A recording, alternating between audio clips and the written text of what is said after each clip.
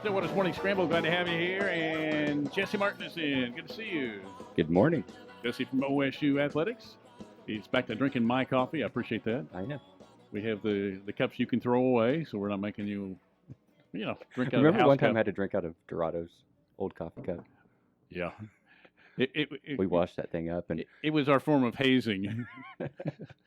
You have to drink out of Tom's I cup. think that's been a cure for everything for me. After I've drank out, I've not been cold, anything. Probably was. He has a new cup now and he really does. He had just a regular Tom cup there before. Yeah. And now he's got a pretty fancy one. It looks like maybe his grandkids got him or something. It's really nice. I might have the second cup out of his cup. It's so nice we don't touch it. So it's like gold plated or something. Yeah. And those are so nice you also can't heat them up because you put them in the microwave and sparks fly. Don't ask me how I know. You ever done that before? I have. Where you have the fancy one that's a you souvenir put something cup? in, and you're just like, ooh. Yep. So anyway, good to see you though. Yeah. Good morning. Hey, we were talking about Dr. Terry McCarty was just on, Superintendent of Schools of Perry, and of course he still lives here in Stillwater and was an assistant superintendent here, and used to see him all the time. And he was a principal in Manhattan for a long time, and that's an area you're very familiar with. Yep. And now, and we were comparing the two, and you've done that before, but when we're having to deal with all the extra stuff, you keep a close eye on that, and the athletic department also does. Yeah. Are they kind of a litmus test, if you will? Well, I think all of your peer schools, all your peer institutions, we compare on a lot of things, right? And just happens to be the return to campus is another one that's right in the crosshairs that you can compare with your peers, similar size schools, similar size towns, and different things like that. And I was listening to you guys a little bit on the way in, talking about K-State and them shutting down, right? Because of everything, and it wasn't, from everything that I've talked to my peers up there, it's not so much the actual cases, right? So I think they're at in the middle teens somewhere, right? Okay, I heard more than that, but well, the actual cases middle teens, but what you get up there in the athletic department is contact tracing with your primary contacts, right? So meaning you might only have middle teens with actually. So are they doing their numbers tested. different? The numbers that they release are different? But then when you look at it, you might have 50 people that were in that primary contacts. Right. Well, now you have 50 extra people on top of that. You're up to 70 people almost, right, that need to be quarantined. Well, you can't do any kind of activities at that rate. So, and one of the issues, and I know that Oklahoma came out with a statement yesterday, the numbers you're seeing here are the test, or the ones that have tested positive. They're not antibody tests or anything like that included. And some places, I guess, are doing their numbers different. And so you see numbers, and then they're including some different things that we are. Yeah. And so numbers vary. It'd be nice if we could just get to an apples to apples, or it would be. You know what I mean? Instead of going apples and oranges, and I think you go across the whole United States with a lot of different institutions, or even state by state, it can be a little bit different. Right. So it'd be nice if they're just a consistent, so you could benchmark. So is Kansas State in more dire straits than most of the rest of the Big 12 I think they're the same, right? They just had so when you get into your contact tracing, and you've heard people on here talk about, here's your primary, and this is what a primary is, and this is a secondary. Well, if you have a lot of primaries together with somebody that tested, and I think that gets into the complexity of, when you do bring athletes back and you start football practice, there's a lot of different concepts, a lot of people thinking outside the box. How do you make this happen? Because what if you let's say you had somebody in your offensive line test positive, right? And then the rest of the offensive line is with them, and they need to go into quarantine for 14 days. How does that work, right? So I think there's a lot of creative ways on how to practice. And, I'll still go back to a statement I made a few months ago, that time is our biggest ally. As we learn more each and every 30 days, seems like it's quick, but it's a long time as far as new knowledge about what's going on in the future too, right? What do we know more about the virus? What do we know more about everything? So when you think we've really been just affected by this for a little over 3 months, it seems like forever. It seems like 3 years. It does.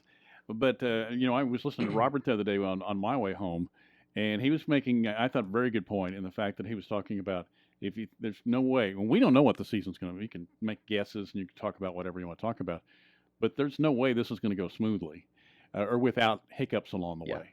And it may be able to go. Like the Big 12 commissioner, he's talked about that. Like you better plan for interruptions, right? If Right. not, I mean, just go ahead and get your mind around that there's going to be interruptions. That way, when it does happen, you're prepared. But if it doesn't happen, then no harm, no foul, right? Right. But just get your mind around that. So he's come out and spoke about that publicly. Terry was talking about having to make 9 different plans for each thing almost, because it could go this way, it could go that way. You've got to do that with. I mean, you're a big part of game day. We have no idea what game day will look like. None. But you're still having to try to paint a picture, right? Yeah. So what we've done, because you could run 29 different scenarios, right? Probably 100 different scenarios, and so what you want to do is, or our approach that we're taking is, we're gathering as much information as we can, looking at all of our peers, and right now, it's business as usual until we get information on this is what you can do and can't do. At that time, we can pause, pivot to whichever direction we need to, and then communicate out to our fans, hey, this is the course of action. But a lot of it's just, if not, it's an exercise in futility, right? You're just going through and, I worked 40 hours a week on this plan. Well, that plan might not even be in effect, right? So you just need to gather as much information as you can, become as knowledgeable as you can of what your peers are doing. That way, when that time comes, you can react at a snap of a finger and say, okay, you know what? We know what we want to do. This has been our directive from the state, from the university president. This is what we're doing. Boom, and pivot and go in that direction. So it'll definitely be interesting, because there's across the gauntlet, you hear everything from Texas that's 50%. You'll hear some places in California talking 20%. And then right now there's no restrictions in Oklahoma. So we'll continue to, as we get information, figure that part out, right? And then be able to go in that direction. The one thing I do know, and I'll bring this up, and this has always been kind of a, over my years of being on the kind of the front lines talking to our fans, it's always been kind of a hot button topic, is clear bags. And that's one that we're really looking at. And a lot of it just comes down to the contact, right? So if you have a clear bag, you're able just to walk in. Everybody knows if you go to Boone Pickens Stadium and you have a bag, what happens? They go through it, right? So you just eliminate another one of those steps. So we're really looking at that. We're the Making last them mandatory. Yeah, well, we really are, to be honest with everybody. And if you look at it, we're the last one in the Big 12 to do it. And in the past, people did it more from the safety and the speed of getting people in. And we've always been kind of conservative and letting our people come and trying to be fan friendly. But in today's day and age, we're really looking at that. And we'll have a decision on that coming up soon. And then we'll communicate out if there's any changes. But I anticipate that we will probably lean in that clear bag policy. But you know what? Everywhere we've gone, whether it's a bowl game or visiting teams, they're doing it. They're doing it. We're kind of the odd man out. What's the feedback, the response you're getting from fans early? Because people, a lot of us as a whole, don't like change. Yeah. Is that kind of the feedback? Why do I have to do this? Well, yeah. I think you find that more and more people don't bring as much stuff into the stadium in the past, and it's one of those things that if you go and Google clear bag policy Boone Pickens Stadium, it'll come up on Google because we did it. And so perception is reality too sometimes, because we'll get a lot of phone calls. Are you guys clear bag? I saw it somewhere on the internet. It's like, where are you looking? So finally you Google and it pops up. Yeah, like, well, evidently we have one. We just don't have a policy, right? Because we never had one. But if it's out there on the internet, people start thinking it is. Are some folks thinking that, because I think I heard this last year with OU. The OU, I think, added it last year, it seems like, and then you could buy those at the stadium for $29 or $39 or whatever.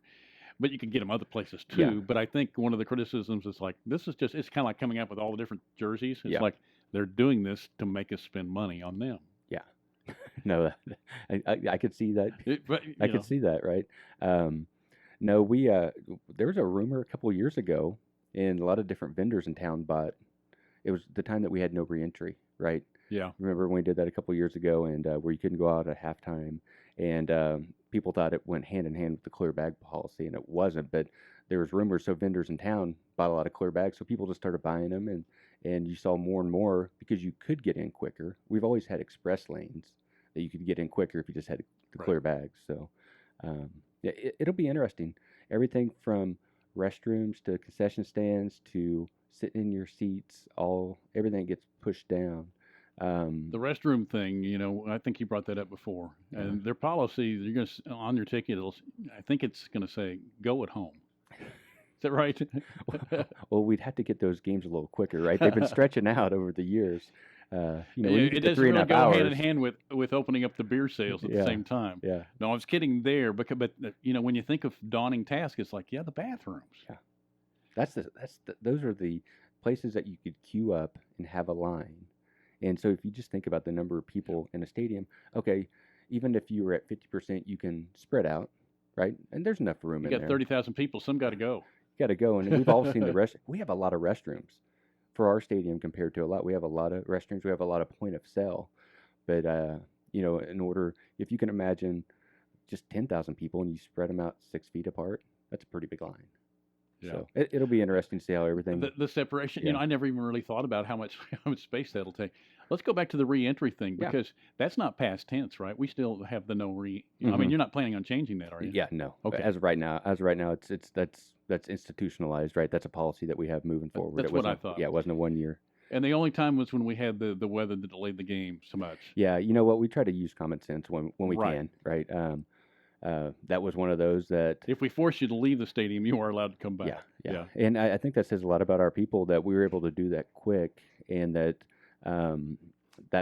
that decision was one of our senior execs, right, of facilities was able to make that call, and we didn't have to huddle up on it. That was just one that makes sense, right? How would you want to be treated in a scenario like that? And there's some flexibility in that. And the truth is, with the lightning rule, and I don't know what the distance is, but we're liable to have one of those every other year or something like that because that's just part of it.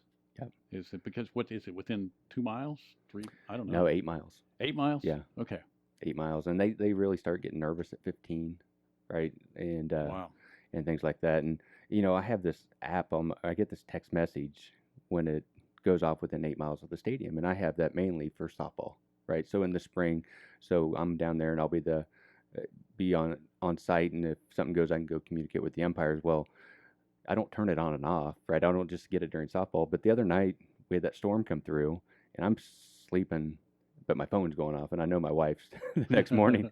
She's like, "What the heck?" Because it was a big lightning storm, so every time that it just goes off, you get a text message every time a lightning strikes. So it was just going off like crazy. You might disengage that during the off season. I might need to, right? That's one of those things that people look back and say, when I was a kid, because I played a lot of baseball in the spring. Yeah. And you have spring showers all the time. And if it was raining, we didn't play. I mean, you waited it out. I don't recall ever being really worried about the lightning. Usually, if it was flashes, if there was a strike nearby, we didn't have the technology. Yep. But it didn't mean we were right. Well, you did the counting method, right? Yeah, you did. That's exactly like 1 right. Mississippi, 2 Mississippi. That's exactly right. It's only 10 miles away. We're good. Keep playing. Is how. But I don't remember lightning being the big fear. But it doesn't mean it was right that Mm-hmm. we didn't think about it. If it was pouring rain, you went off and you sat in the dugout and you waited it out, and then went out. And back then, the players were part of the grounds crew, so then you took the sand and dirt out and you filled up the mud holes, and then you played again. Yeah. But I don't think we thought that much about lightning, which we should have. But I've heard people say, back in the day, well, it doesn't mean we were right. Yeah. I know, I even use that when I'm coaching youth sports. And some of that's just because it's been drilled in my head, right, from the NCAA, and here's the guidelines. And when we host events at OSU Athletics, that we might be out coaching my son's football team or baseball, and I'm the one that's getting those text messages going, "Hey guys, right, it's getting close." And until you see it, it's not crazy. You know what I mean? Yeah. Like some people don't until they see that lightning strike, but it is. You don't have to see it because we want the games to continue, and when you see it flash in the background, and you go, "Seriously, that's going to cost us a half hour." Yeah. And it does. Yeah. No, 100%. So, anyway, hey, we're going to take a brief time out. Then we'll be joined by State Senator Bill Coleman on the show. And you have some tough questions you said this time for him. You're really going to, you said. Drilling. Yeah, you're really going after it. So.